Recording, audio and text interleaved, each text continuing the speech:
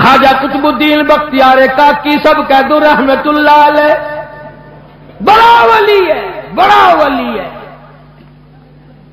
آخری وقت آیا،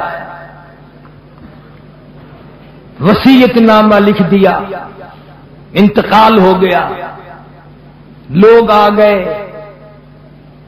اتنا اچھا زمانہ تھا، مولانا مناظر احسن گیلانی رحمت اللہ علیہ نے لکھا ہے کہ خواجہ قطب الدین کا جنازہ پڑھنے کے لیے جو مجمع آیا ہوا تھا اس میں کم سے کم 15,000 محدث تھے، 50,000 قاری تھے، 80,000 ناظر قرآن پڑھنے والے تھے۔ ریل، موٹر، کار، ہوائی جہاز کچھ نہیں تھا، اتنی دنیا جنازہ پڑھنے آئی تھی۔ جب وصیت نامہ کھولا گیا، توجہ کرنا، بس یہ بات لکھ کر اگر آج آپ لے گئے تو انشاءاللہ میرا واز کامیاب ہو جائے گا، جلسہ کامیاب ہو جائے گا۔ وصیت نامہ کھولا، اس میں لکھا ہوا تھا میری نماز جنازہ وہ آدمی پڑھائے، میری نماز جنازہ وہ آدمی پڑھائے جس میں 3 شرطیں پائی جائیں۔ میری نماز جنازہ وہ آدمی پڑھائے جس میں 3 شرطیں پائی جائیں۔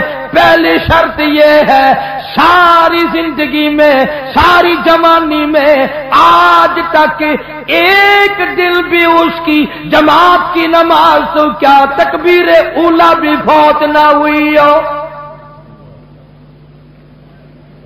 ایسا آدمی میرا جنازہ پڑھائے جس نے جب سے ہوش و حواس سنبھالا ساری زندگی میں اس کی نماز نہیں، جماعت نہ گئی۔ پہلی شرط تو یہ، اور دوسری شرط یہ ہے میری نماز جنازہ وہ آدمی پڑھائے جس کی ساری زندگی میں کبھی تہجد کی نماز قضا نہ ہوئی ہو۔ تیسری شرط یہ ہے میری نماز جنازہ وہ آدمی پڑھائے جس کی ساری عمر میں، ساری زندگی میں، بیماری میں، سفر میں، تندرستی میں، کاروبار میں، کسی حال میں بھی اس کی نگاہ غیر عورت پہ کبھی نہ پڑی ہو، غیر محرم عورت پہ اس کی کبھی نہ نظر پڑی۔ اب یہ تینوں شرطیں بڑی سخت، وصیت نامہ پڑھ کر سنا دیا گیا، کوئی آگے آنے کو تیار نہ ہوا، نہ محدثین میں سے، نہ مفتیوں میں سے، نہ قاریوں میں سے، نہ عالموں میں سے، نہ حافظوں میں سے، کوئی آگے آنے کو تیار نہیں۔ کیوں؟ سب کو یاد تھا بھی جماعت بھی کبھی نہ کبھی نکل جاتی ہے، تہجد بھی رہ جاتی ہے، اور دوستو سچائی کا زمانہ تھا اس لیے کوئی آگے نہ آیا۔ اگر آج کوئی یہ وصیت نامہ لکھ کر رکھے گا انشاءاللہ بغیر جنازے کے تشریف لے جانا پڑے گا۔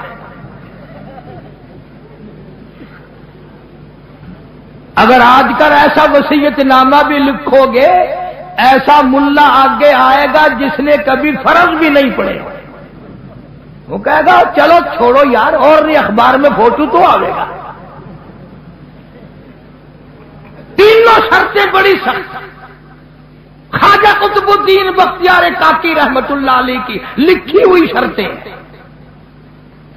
صبح سے لے کر شام ہو گئی، عصر کا وقت آ گیا، جنازہ رکھا ہوا ہے، خلقت خدا کی آئی ہوئی ہے، نہ کسی میں یہ شرطیں پائی جائیں، نہ کوئی جنازہ پڑھائے۔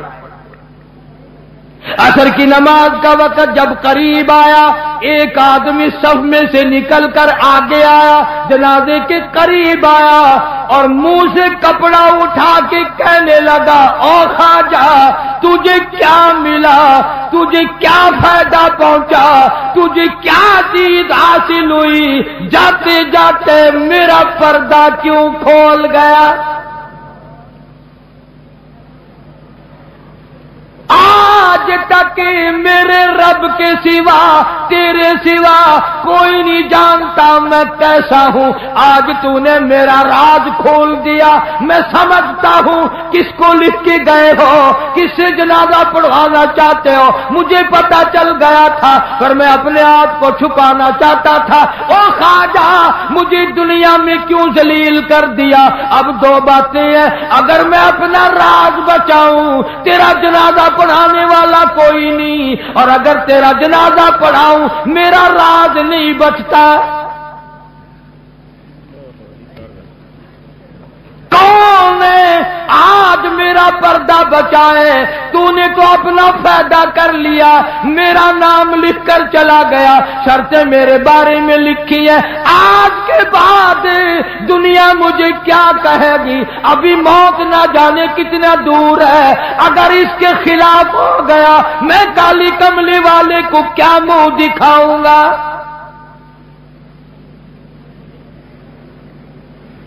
صفے بنوائی، جنازہ پڑھا دیا، اور پشاور کے لوگوں تم میں لکھے پڑے لوگ بھی ہوں گے، میں تاریخ کی طرف سے ذمہ داری سے کہتا ہوں کسی نے اعتراض نہیں کیا کہ تیرے اندر یہ شرطیں نہیں پائی جاتی۔ اب جس نے جنازہ پڑھایا تم یہ سوچ رہے ہوگے کہ پتہ نہیں کس خانقاہ کا ولی ہوگا، کون مفتی ہوگا، کتنا بڑا پیر ہوگا، کتنا بڑا بزرگ ہوگا، خدا جانے پہاڑوں میں رہتا ہوگا۔ نہیں، اسی وقت میں جب یہ خواجہ کا انتقال ہوا ہے، فوت ہوئے ہیں، اسی وقت کا حکمراں دلی کے تخت پہ بادشاہ کرنے والا خواجہ شمس الدین التمش تھا۔ کبھی بادشاہ ایسے ہوا کرتے تھے کہ ان کی جماعت کی نماز نہ جاتی تھی، کبھی تہجد قضا نہیں ہوتی تھی، کبھی غیر عورت پہ اس کی نگاہ نہیں پڑتی تھی۔ آج غریبوں، مزدوروں اور ملازموں تم سارا دن بدنیتی سے 100 عورتوں کو تاڑتے ہو، اور مرتے وقت تمہیں کیا ملے گا؟